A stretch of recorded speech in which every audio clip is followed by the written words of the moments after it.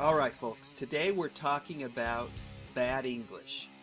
It's been over 25 years, if you can believe it, since this band broke up, but their first album, well, it still finds itself on heavy rotation from time to time in my home. Why? Well, these guys were kinda awesome. For those of you who don't remember this band, this was the supergroup to end all supergroups. Journey had decided to go on a long hiatus, or disbanded depending on who you ask, and Cain and Neal Schon were looking for another project. So Cain called up his former Babies bandmates Waite and Phillips, and together with future Journey drummer Deen Castronovo, these guys spent the latter part of '87 going into '88 hanging out, writing songs, and making really beautiful music together. Rumor has it that the name Bad English came from one particular evening where Cain and Waite were playing pool, and Cain was heckling Waite about his bad English. And that's when a cue ball is struck on either side of its vertical axis, giving it a spinny thing. That's called English in billiards. Personally, there's another story which I prefer floating around the internet, that the band's name is really just an offhand reference to the Babies and the improper spelling of that band's name. In 1989, the band releases their debut album, and it is a huge hit. Propelled by the song When I See You Smile, Bad English is everywhere on MTV. Yet believe it or not, MTV still primarily played videos in 1989, although the writing was definitely on the wall that they were moving in a different direction. But back to Bad English.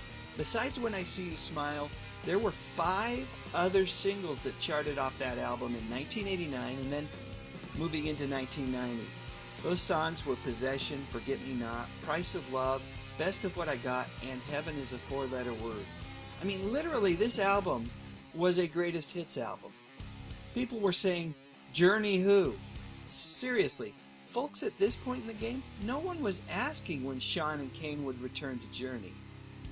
And then, as so often happens, the magic just kind of goes away.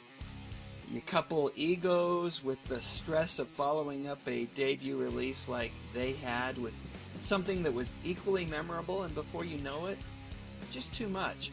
The band decided to call it quits. Their follow-up album was released in 1991, but they'd broken up by then, and without the band ready to go out headline a tour, the promotion by the record label was minimal for this follow-up album. There was one single released in the US, Straight to Your Heart, but it didn't gain any sort of traction and didn't even hit the top 40. Waite went back to being a solo artist. Castronovo and Phillips were in demand as studio musicians. They always have been, and of course it would take a few years, but Schon and Cain would regroup with the other members of the classic Journey lineup, including Steve Perry, to record Trial by Fire. And by the way, if you haven't listened to that highly underrated 1996 release by Journey, by all means, go do that. Do it today. That album holds up really well, even after 2 decades. So what do you think? Were you a fan of Bad English like I was? Would you like to see a reunion and perhaps even a new album? I know I sure would. Anyway, leave your comments below and please give this video a like. It means a lot to me.